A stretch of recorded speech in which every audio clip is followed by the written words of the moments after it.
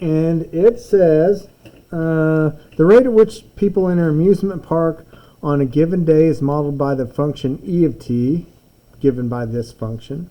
And the rate at which people leave the amusement park on the given day is modeled by L of t, which is given this function here. Both e of t and L of t are measured in people per hour, and t is measured in time after midnight. These functions are valid for 9 to 23 during the hours which the park is open. At time t equals 9, there are no people in the park. Okay, so the A question. It says, how many people have entered the park from time t equals 17? Well, what I'm going to do is I'm going to take this thing and I'm going to go back to our little barrel problem here. And you guys don't have to do this, but I'm just going to kind of re-emphasize stuff here. So we have a barrel, or a bucket. We have stuff going in, and we have stuff going out. Okay, so what's the stuff going in? Is that E of t or is that L of t? E of t. E of t. That's the number of people that are entering the park. E of t. And what's the stuff coming out? L of t. So at time 9 o'clock, or time 0 here, at 9 o'clock, how many people are in the park? 0. 0. So we're starting right here. So if I want to know the number of people in the park, A of t, I'm going to say define A of t is equal to how many start at the park? 0. Plus the integral from where to where? Where are we integrating from? 9 to 17. 9 to... Now, you're just going to have to be abstract on this. We'll just say 9 to t of e of x dx minus how many came out? The integral from 9 to t of, I guess, L of t dt, or L of x dx. So this right here is the number of people that have entered the park from 9 to time t. Now, if you give me a time t, like 17 or 12 or 18 or 23, just as long as it's in between 9 and 23, I can tell you how many people have entered the park. Does that make sense? So, once we have this equation, we can go ahead and start answering the questions. It says, how many people have entered the park by 5 o'clock? So what are we going to have to do? Well, at 5 o'clock, that time is 17. So this is the number of people that we're going to use to enter the park. So we're going to integrate from 9 to 17 of e of x dx. And you say, well, why is this x and this going to be the same thing as this? Well, it really doesn't matter. This is x is a dummy variable. So now what we have to do is we just have to integrate from 9 to 7 of this function here. So let's go ahead and do that. Well, you know what? Is that understandable what we have to do? We just have to, how we do that with the calculator? We just go menu and then we go integrate and then we plug this in and plug it. So what I want to do is I want to go ahead and just leave it as that for right now. And you know what? I'll tell you what the answer is. The answer is 2003. So I'm going to assume you guys know how to use your calculator to do that. Okay, so let's go ahead and the reason I want to do that and not spend time screwing around with calculators because I'm going to send this to Joey. Okay, let's look at the B question. B question says the price of admission is to the park is $15 until 5 o'clock. After 5 o'clock, the price of admission to the park is $11. How many dollars are collected from admission to the park on a given day? Round your answer to the nearest whole number.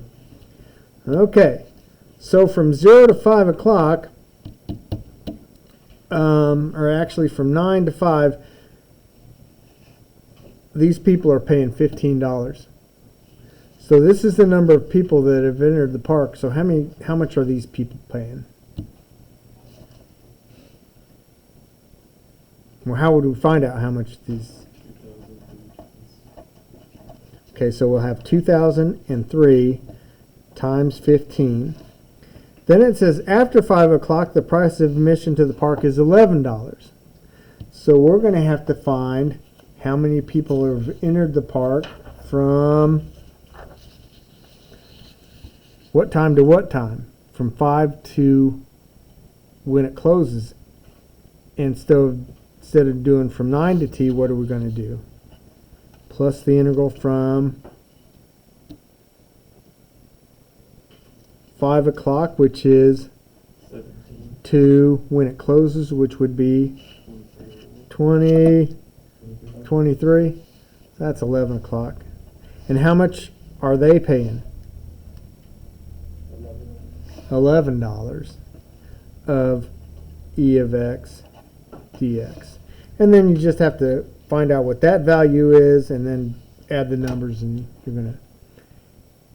And again, I'm not going to insult your intelligence by doing this with the calculator. Alrighty. Let's go ahead and take a look at the C question. It says let h of t be equal to the integral from 9 to t of e of t minus e of x minus L of x dx from 9 to 23. And it says the value of h of 17 to the nearest whole number is 3,725. So notice that this formula that they have right here is the exact formula that we have right here. So if we integrate from 9 to t of e of x dx, e of x minus L of x dx, and they say h of 17, this is h of x, or h of t rather, is equal to this. If you take the 17 and plug into here, h of 17, wherever we see t, we're going to replace it with 17, which would be the integral from 9 to 17 of e of x minus L of x. What's this going to equal to? Well, they say that this value is 3,725. And what is this number? It says find the value of this and explain the meaning of h of 17 and L of 17. So we'll first go ahead and define what h of 17 is, and we'll look at what h prime of 17 is here in just a second. So what does this 3,725 tell us? Well, if you want, you can distribute this integral. If we integrate from 9 to 17 of e of x dx minus the integral from 9 to 17 of L of x dx. What's this going to get us? How many people entered? How many people have entered? And what's this going to get us? How many have left? And so if we take how many have entered minus how many have left, what's this 3,725 going to tell us? How many people are inside? How many people are in the park at 5 o'clock? So this is going to be 3,725 people are in the park at 5 o'clock.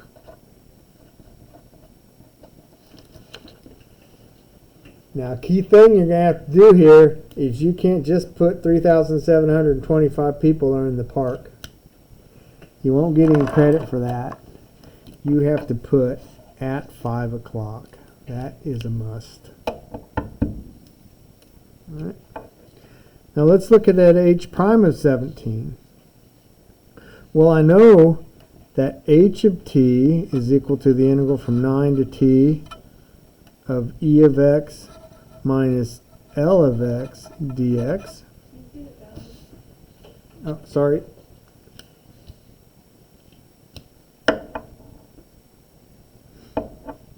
And it says find the value of h prime of 17. So let's go ahead and first find h prime. So I'm going to have to take the derivative of this. So h prime of t, and here's where the second fundamental theorem of calculus comes in. What would be the derivative of this integral here? E of t minus L of t. E of t minus L of t. Now we have to find h prime of 17, which is E of 17 minus L of 17. Because wherever we see a t, we're just going to replace it with 17. Now let's go ahead and, I don't know what this number is.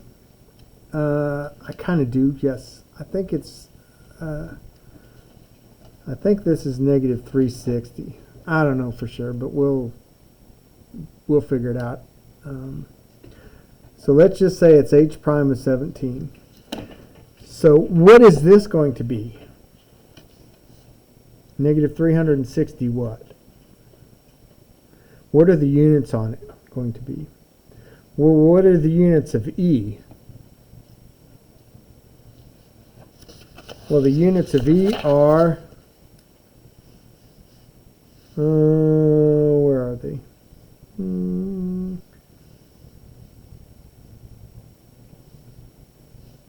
This is going to be in people per hour. So h prime of 17 minus L, or h prime of 17 is equal to E of 17 minus L of 17. So this is going to be people per hour. So what does the negative 360 tell us? What does that negative tell us? People are leaving at a rate of 360 people per hour at that time. So this is going to be the number of people leaving the park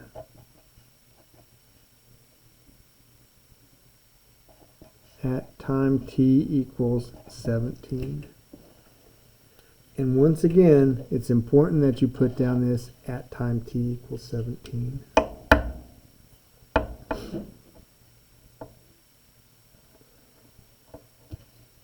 Okay, so let's look at this D question. At what time from 9 to 23 does the model predict that the number of people in the park are at a maximum? So I see the word maximum. Whenever you see maximum, you've got to take the derivative and set it equal to 0 and do line justification. So I know that h of t is equal to the integral from 9 to t of e of x minus L of x dx. So I have this, if you give me at any time t, I can tell you how many people are going to be in the park. So if I want to know when this is going to be a maximum, I have to take the derivative of this and set it equal to 0.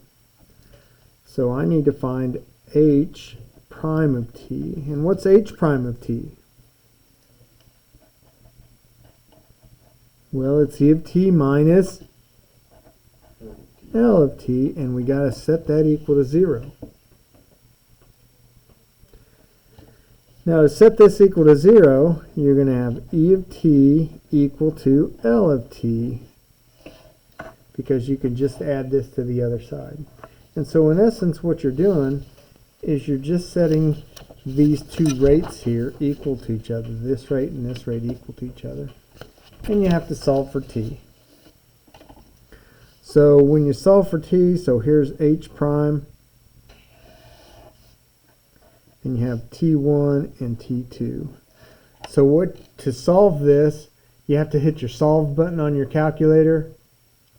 And again, I'm not going to insult your intelligence, but hopefully you guys know how to use a calculator by now.